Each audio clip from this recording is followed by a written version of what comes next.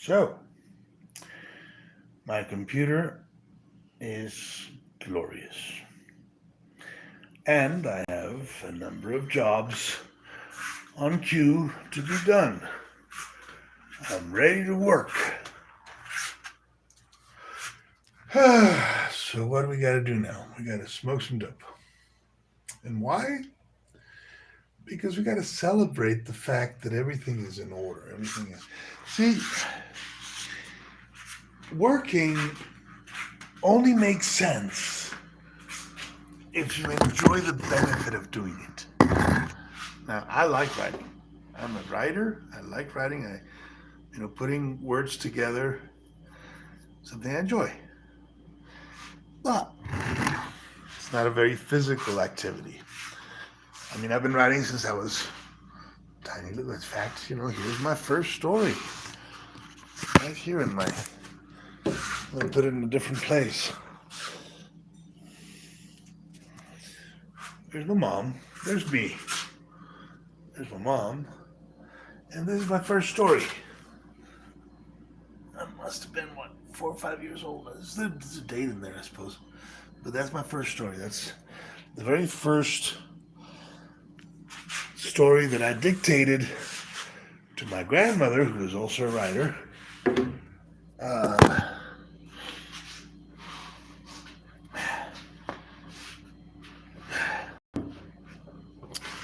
to write. And it's a story about a good guy, a good and evil. It's a story about a man that is named good and a man that is named evil. Very apropos. Man, I got a bad cough. I've had it down for a while.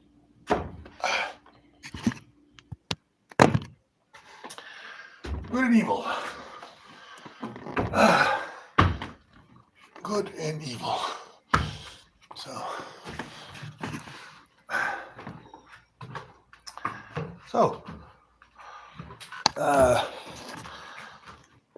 here it is.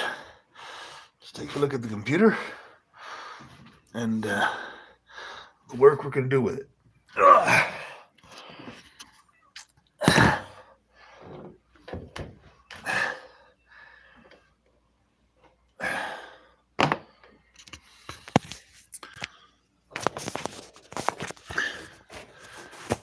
All right. This is it. Oh, sorry. This is it. This is the computer. It's a Lenovo IdeaPad that has an Intel Core 17 inside. And it's a little laptop. But when you turn it on, it works marvelously.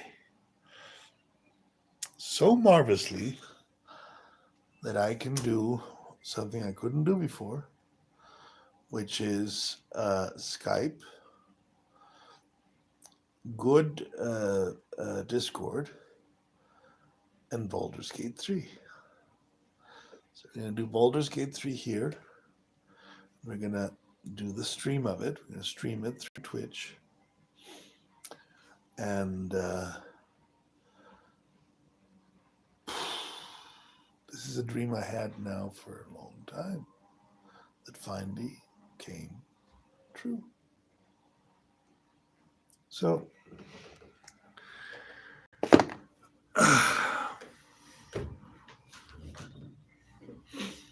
can finally play Baldur's Gate 3. Yes, Siri. Can finally play Baldur's Gate 3. So,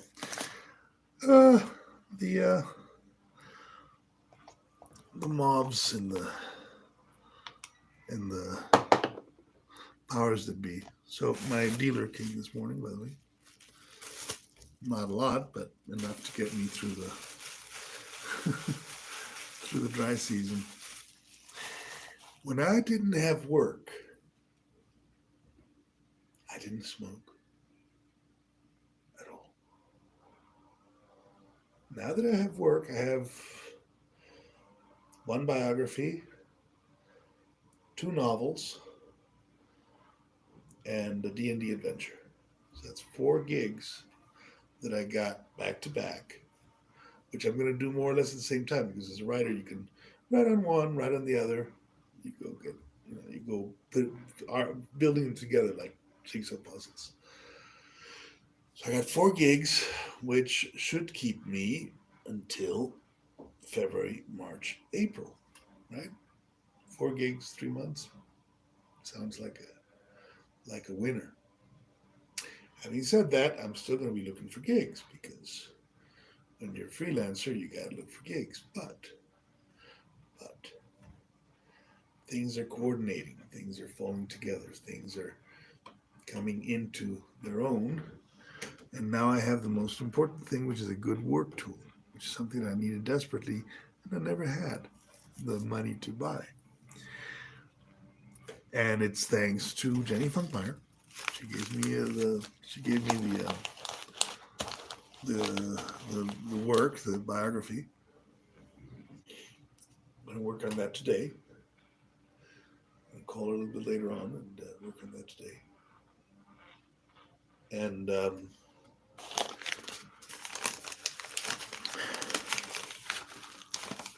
yeah.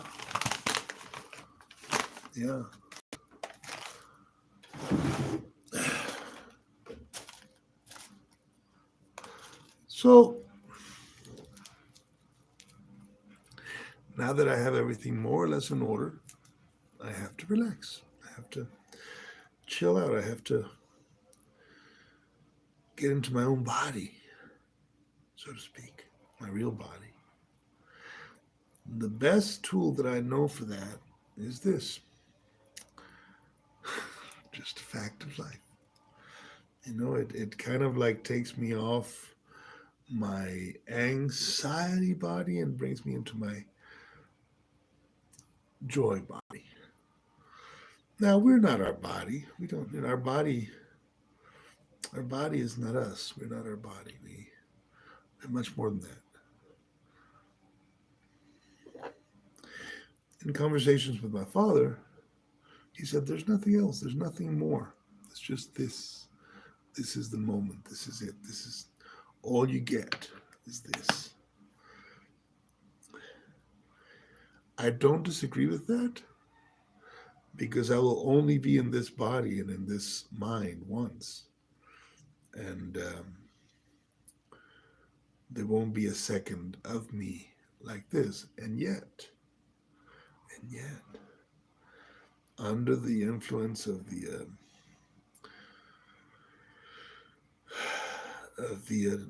venom of the toad from Sonora, Sonoran toad venom, Colorado River toad venom, for us rednecks out there.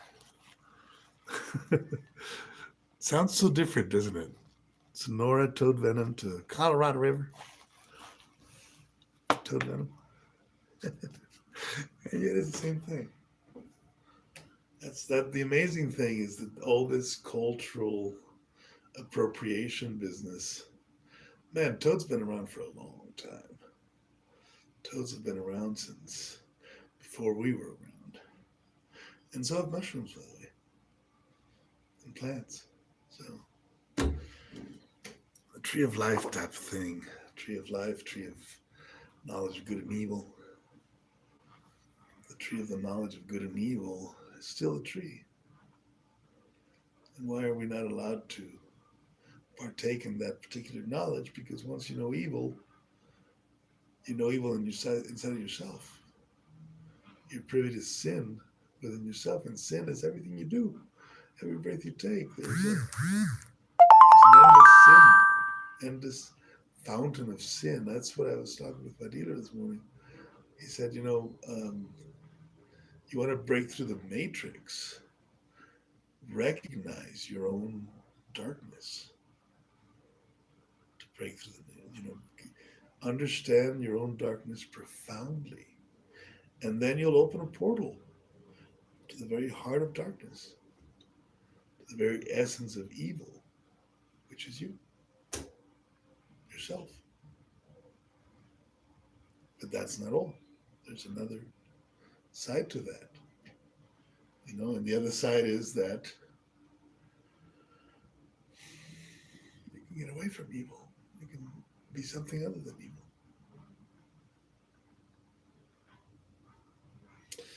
Guess who just appeared?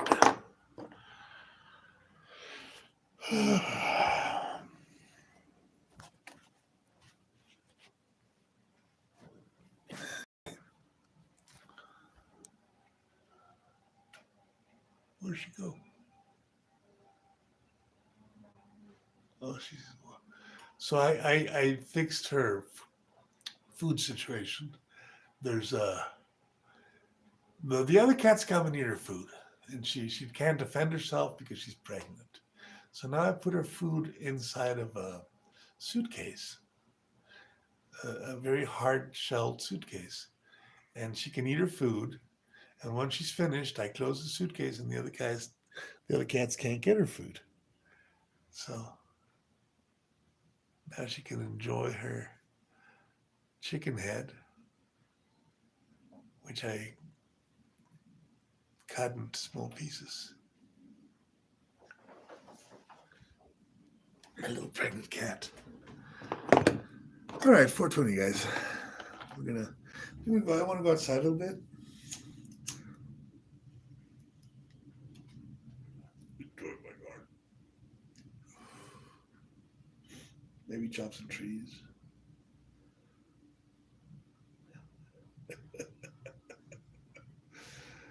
Oh God. A general feeling of anxiety has been enveloping me for a long time. In fact, I would even say ever since my mother's death. So 2 years of having off and on anxiety. Really pronounced when Rousseau went off to work with his father. And I was left alone here in this house. And this house has a very heavy vibe. It's a very heavy vibe in this house. It's a haunted house. It's a very haunted house. There's deep haunted roots. I think my mom buried some things under the foundation of the house because she was very witchy. She knew how to do those things, and it gives the house a very deeply haunted feeling. But it's also a beautiful house. It's a beautiful house and a very.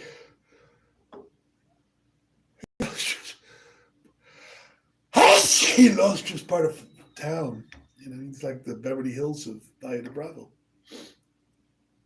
The richest people are all living around here, around me. They're my neighbors. The richest people in Valle de Bravo are all my neighbors, including Enrique Peña Nieto, that is about maybe 2 or 3 kilometers down that way. So I'm kind of like in the middle of this amazing paradise, surrounded by rich people, all of them making their own little fiefdoms of their land.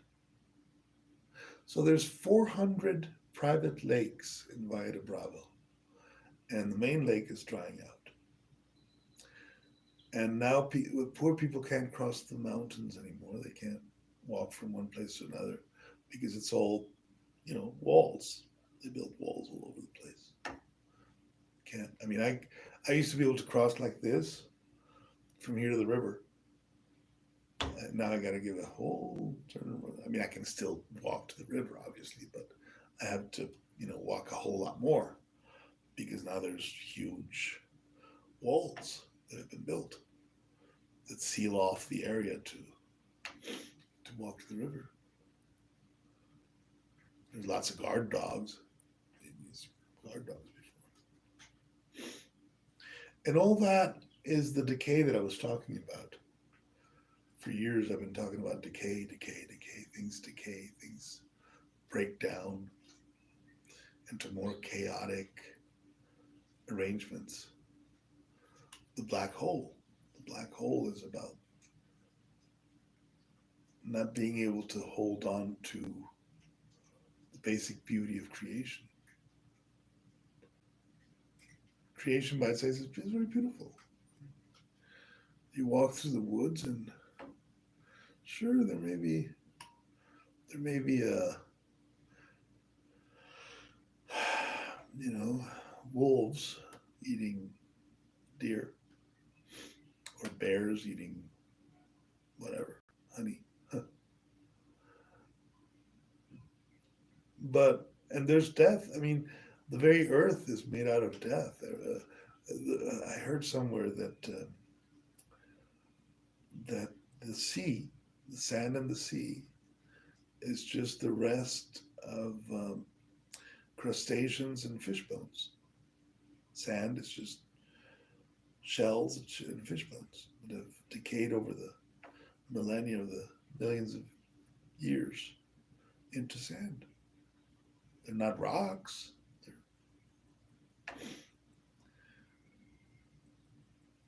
So the moon and Mars that have sand is stardust. I mean, yeah, basically stardust.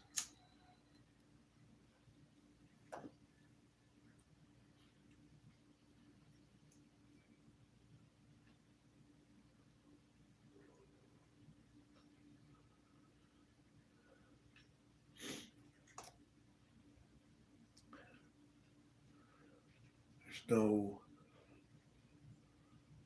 end. There's no beginning. There's just now.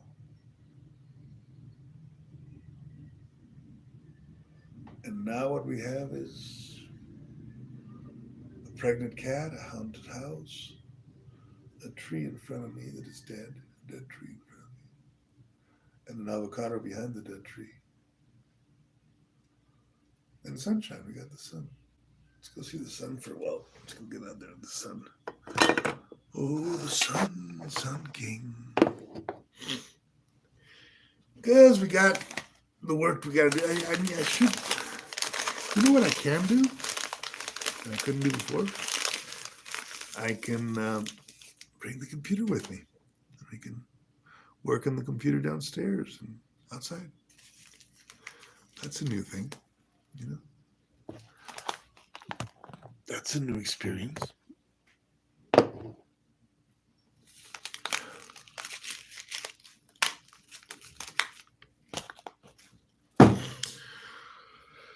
Yeah.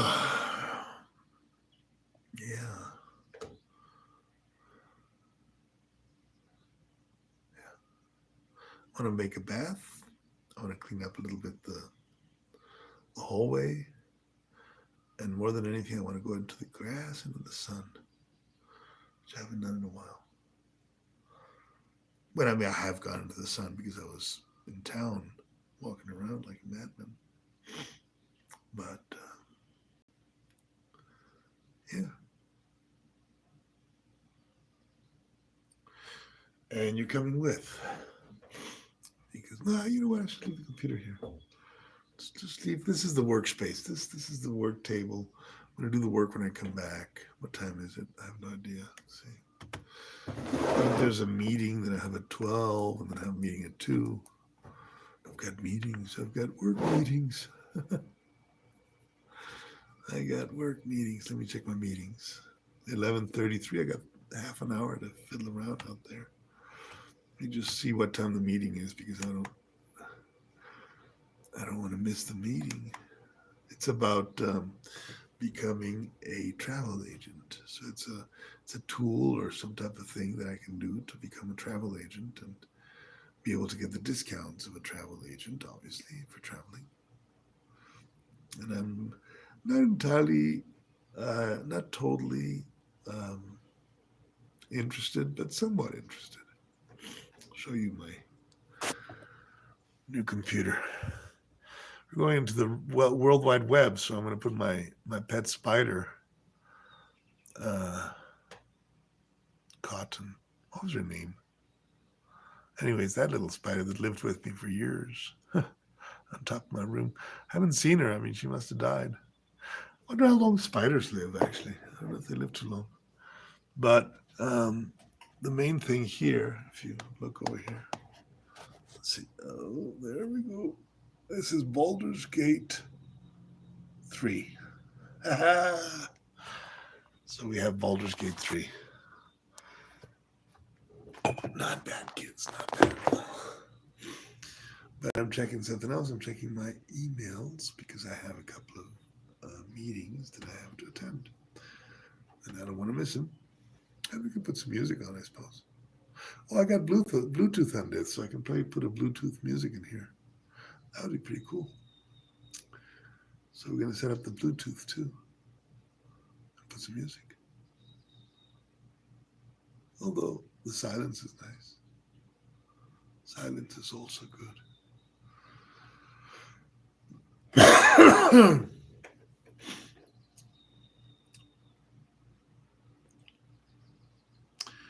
Marquez Marchek, Santiago, Virtual Vocation, Service PayPal, Jack Hunter. Where the frack? Let me see if I put it on miscellaneous.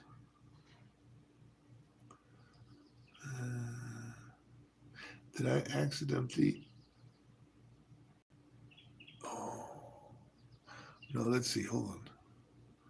Usually I don't. I think I erased that one. So I may not be able to have that meeting after all.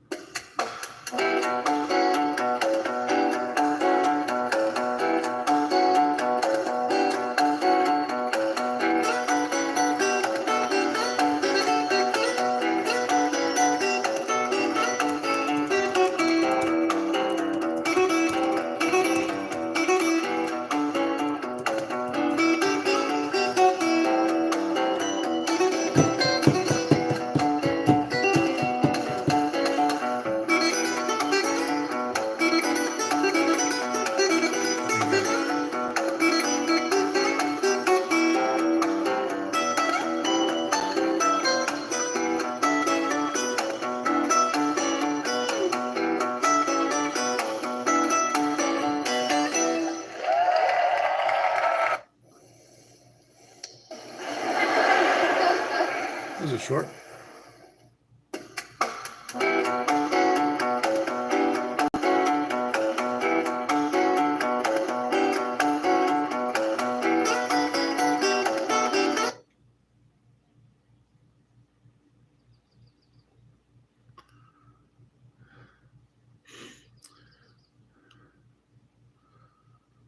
Love is evil.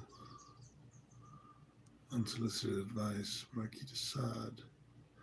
Baldur's Gate proves identity politics is winning. Politics.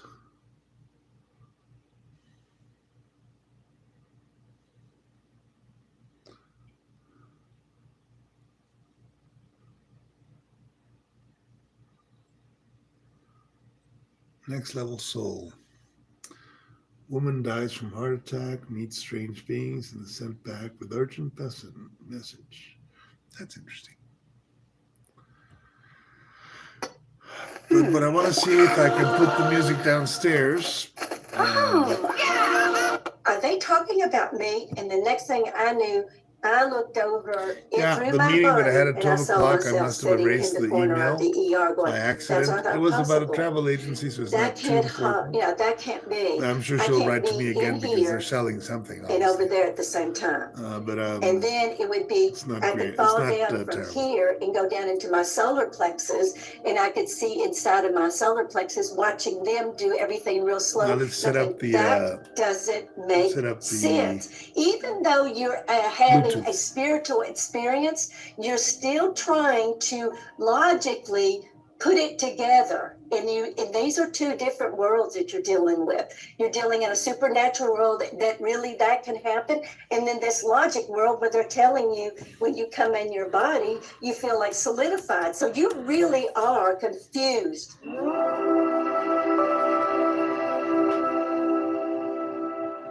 I may not have Bluetooth. I'd like to welcome to the show Virginia Drake. How you doing, Virginia?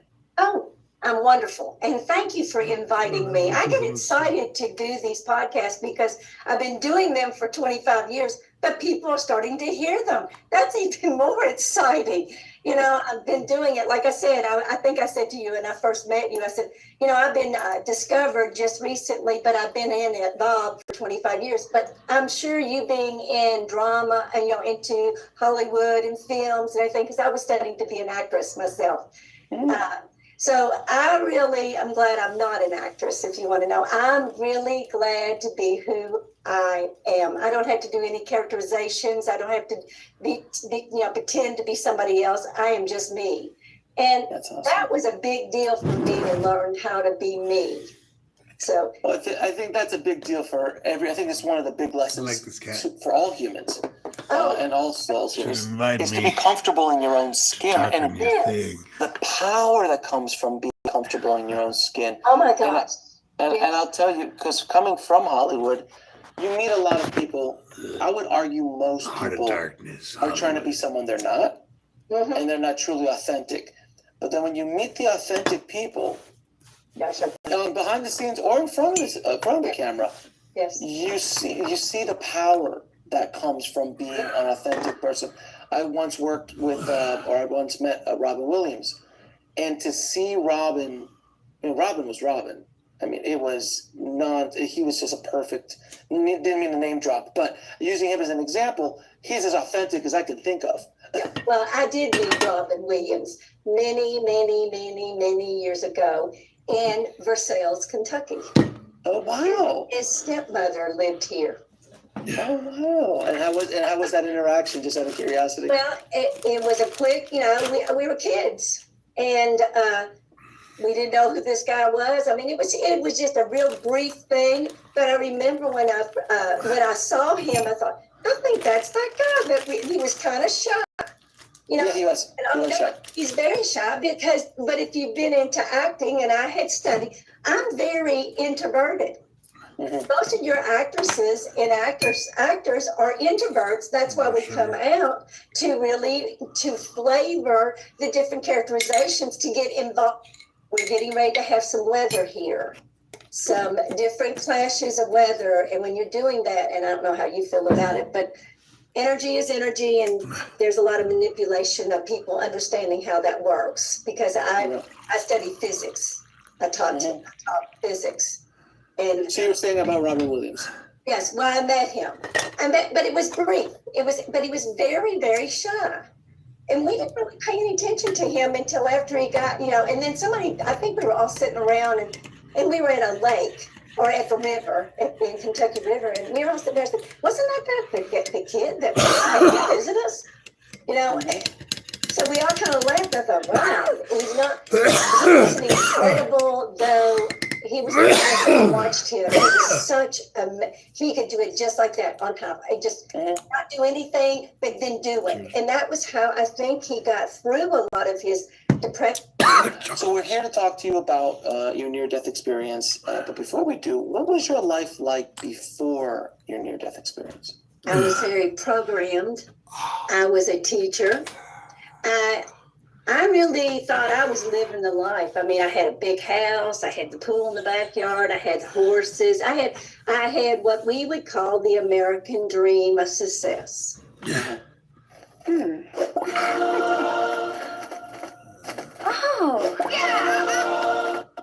And when I had my first heart attack, or my near-death experience in 1998, it hit me so hard that I realized that I was really living a dream. I was living a lie. And it was an American dream that I realized everything that I had been programmed to think that's what my success was. Well, I was successful, but I was empty inside. And being empty was not what I thought was empty meant. Empty was not depression. It was just, I've done this. I climbed to the zone to where they said it was going to happen, and it didn't happen. I'm still Vamos a standing on the filmarte. mountain, Hola. and I'm still waiting to do something, and I'm stuck. But when I got into my near-death experience, that's when I learned the leap of faith. I knew how to take that and really do it energetically and not do it without fear. My near-death experience in 1998, because I've had many and I've been out of body a lot, but that one was the one that really made me realize the importance of what life was and what I was going to do with it, and I had a choice. Well, let me ask you, before we get into that near-death experience, were you raised spiritually or religiously? I was a Catholic. I taught a Catholic teacher. I became a convert because my father died when I was 16. And in 1968, not many of the ministers would come in and talk to my father because back in the 60s, they thought you were going to get cancer. My father had a very different kind of cancer. It's melanoma, but UK, University of Kentucky, came in and asked my father to experiment on him, and they did because we had a $100,000 bill sitting at another hospital. So what the hospitals did is change. But I saw my father they did things to him that I've never seen any human being done. But now that I look at it from my many lifetimes of understanding in this plane, I had to go through all of that, even the darkness part of myself, to really understand who I really am today and why I'm really the way I am. And I'm so grounded in who I am. And I'm proud of who I am, that I've come through some of the most horrible things, but they turned to be some of the best things that could have ever taught me to be this. And that's just to be me, to be honest, to be truthful, to be true to myself. And this is what I've been doing for the last 25 years. I teach clients and friends and people about energy work. Having that near-death experience made me learn a lot about my energy field, the electromagnetic field, who we really are. We are great lights. We have such opportunities to change this world through frequencies of ourselves. And we don't have to do anything hard. It's very simple. Being still, being quiet, being with breath work, being grounded, and just being able to feel what's really going on within. That's what I have learned in those experiences.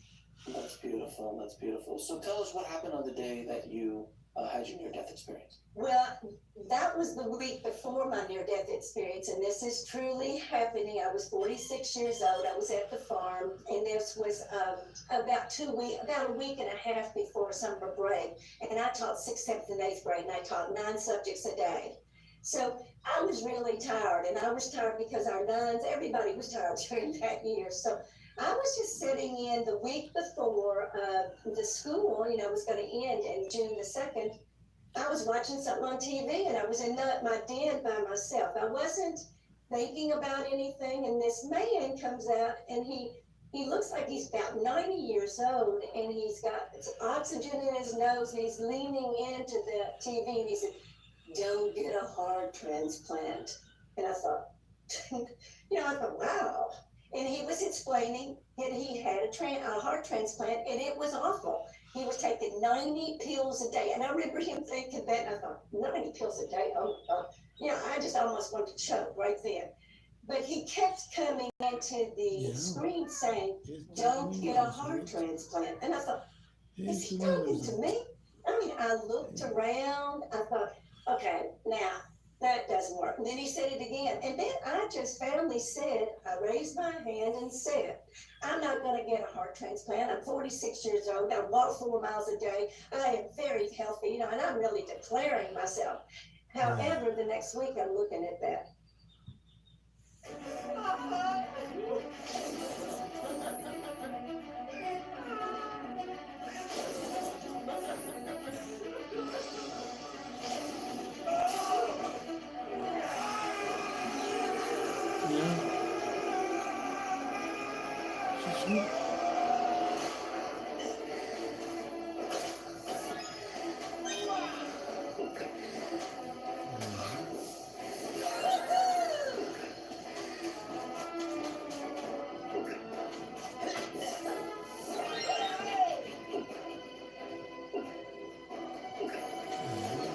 ¿Ves?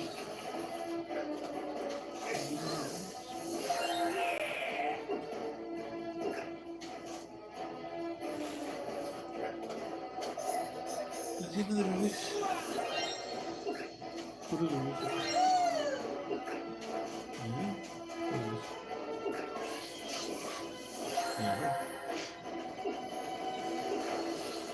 Aquí lo van a todo.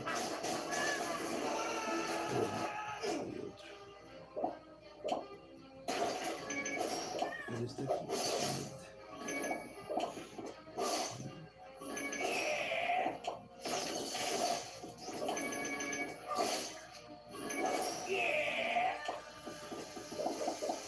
Te quiero que revientes, cabrona. Ya toma tus bebés, sácalos de aquí. De una vez. ¿No?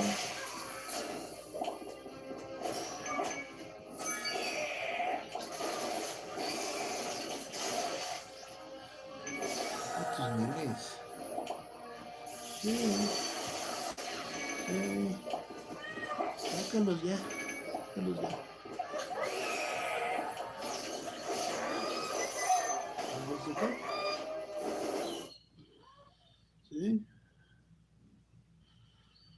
Ok.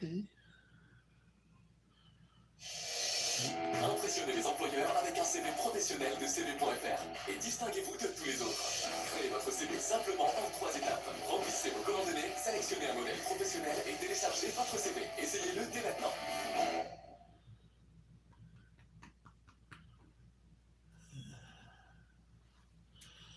Ya te embarazada. ¿Cómo te embarazaste? ¿Quién te embarazó? Ese gato blanco, ¿verdad? And had a massive heart attack in June 2nd, 1998. It was the first day of summer break. How quaint for a teacher to be good.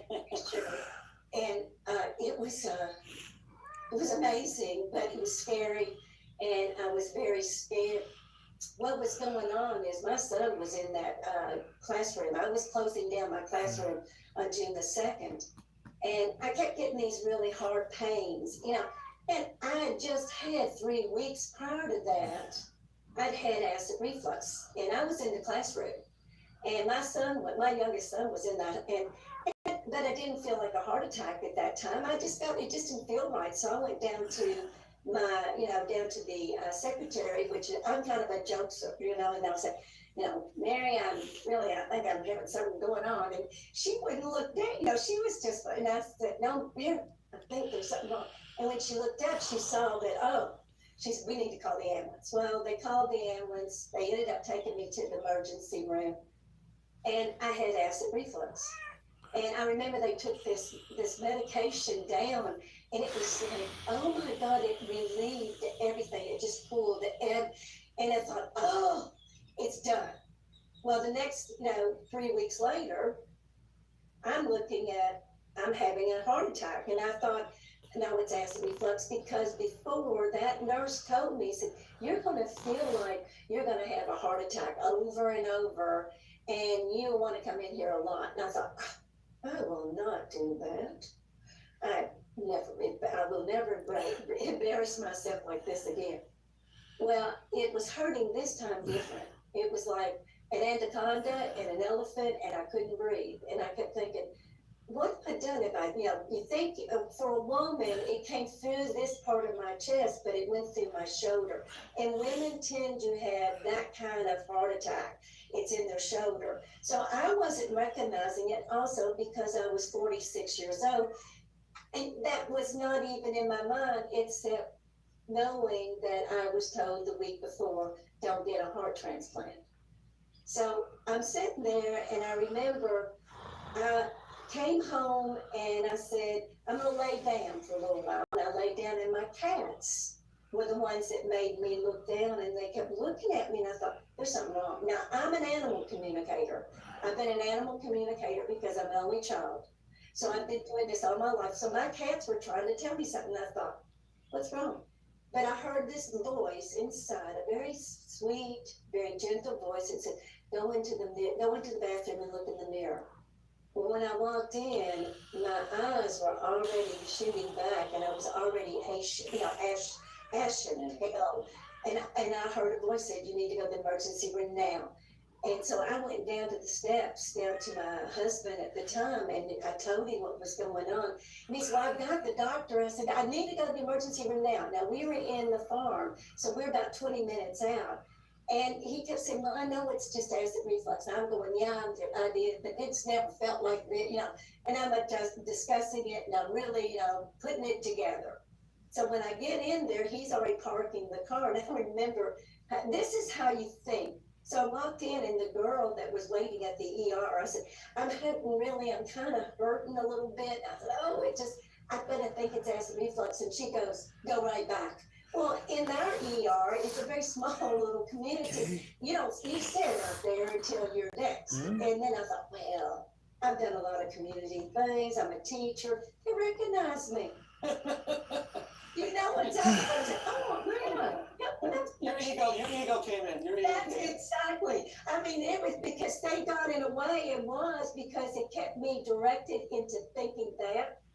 Because when I came in, there was a nurse in there that I went to high school with, and her name was Punky Brandenburg, but we called her, Punky, but she was Janet. She's no longer with us. But she looked at me and she said, what's wrong with you? And I remember thinking, why would she say that to me? I mean, I knew her personally. So I laid down, and she kept saying to me, stay still. Now, I'm always sudden going down into my body going, what does she mean by staying still? I don't think I'm doing anything out here. What's going on in here? So I'm coming in, and I'm going back out.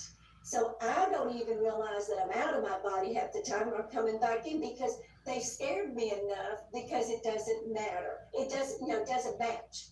So then the next thing I look up, my nun, who is my principal, she's standing there, not my husband, because they'd already told him, your wife is having a heart attack. You better go get the children. And this is massive. I mean, I didn't know that until she came in, and then I heard them say, she's having a major heart attack, and everything slowed down. It just went. And I remember going, oh, and I thought, are they talking about me? And the next thing I knew, I looked over it through my body, and I saw myself sitting in the corner of the ER going, that's not possible. That can't that can't be. I can't be in here and over there at the same time. And then it would be, I could fall down from here and go down into my solar plexus, and I could see inside of my solar plexus, watching them do everything real slow. And I think that doesn't make sense. Even though you're having a spiritual experience, you're still trying to logically put it together. And these are two different worlds that you're dealing with. You're dealing in a supernatural world that really that can happen. And then this logic world where they're telling you when you come in your body, you feel like solidified. So you really are confused. And I remember, I didn't realize I'd been there for 3 or 4 hours either. I mean, I've been in and out so many times. And finally the ambulance came because they had to get me settled down just to be able to go in. Now, I didn't know anybody going in there, but when they put me in the ambulance, I remember they kind of joggled me in. Now, this is when you also, and I had to do a lot of this work, Alex, because I had to go down deep enough to figure out what had happened to me. And I spent 16, 17, 18 hours in meditation just in my body, trying to figure out why did that work that way?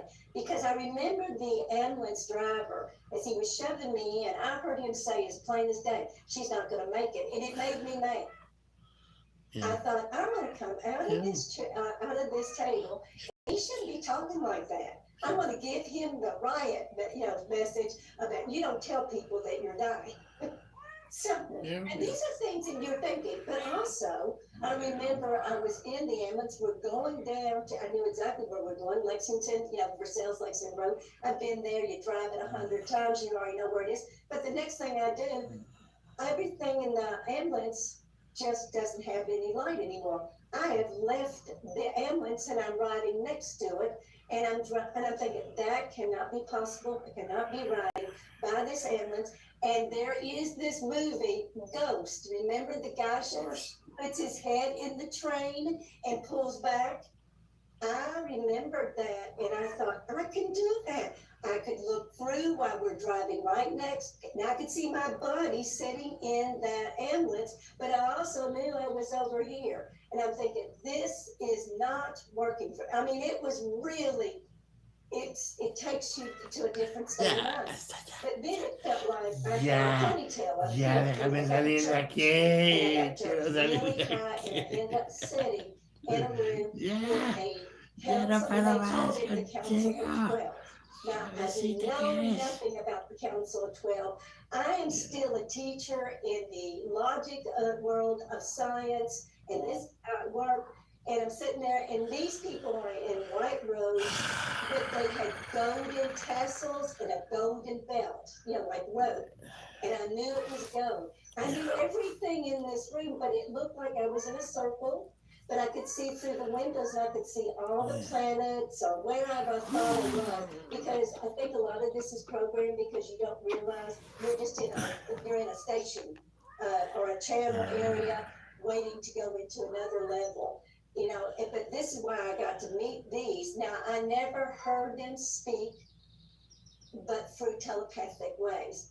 I remember sitting in a chair. I was sitting in my chair, but I couldn't. I looked down and I had no hands and I had no body. And I kept thinking, but how come I have a body and I can feel the chair? And these people are talking about me and they laughing at me. And I would say, what is going on? And they go, and I thought, they're laughing at me. Now they're laughing at me. And see, this is where your ego, your soul, and everybody is really gelling in here trying to figure it all out. And then the next thing I know, I'm gone from that altogether. And all I had to do was just close my eyes, that I thought they were eyes, and just think something, and I was up somewhere else. And I thought, this is the coolest thing because it's fast zone. I mean, Me tengo que and then I just started asking tomar la questions. nariz. And Well, where'd you Déjame en go? paz. well, I never got through because you're still, let me tell you, this is what I've learned. We're still so programmed. Me está chorreando la nariz, cállate. I had to literally turn around and look at myself again and release that part of myself. Because it's not real. It's something that I had laughed about or I had participated in, but this is not really real. And I did not have a body. Sí. I remember Estás I've bien got embarazadota, cabrona. you can't, you know, Estás claim that panzona your porque body vas a dar your body bebés. doesn't exist. It's ashes Tienes to dos ashes, que veo. dust to dust. That's how I learned about the Bible from that time I've been with Jesus and the time I saw the Bible, how it really is. It made sense when this was going on out here. And I was never afraid though. I was never afraid. I was only afraid when I was in my body. I was never afraid out here because you don't have the same kind of understandings in those two states of mind. And I remember when I came back in, I gone through, I guess I got through the ambulance, came back into my body. Salimos un rato. And I remember when they pulled me out to, you know, put the stretcher down, it brought me back into my body. And I remember thinking, oh, and I could feel then the pain again. It was all there. And I thought, wow, Too how much can cat you know, left. you're still trying Have to go outside in the sun. what happened to me? How can I be here, be over here? You're still trying to figure it out.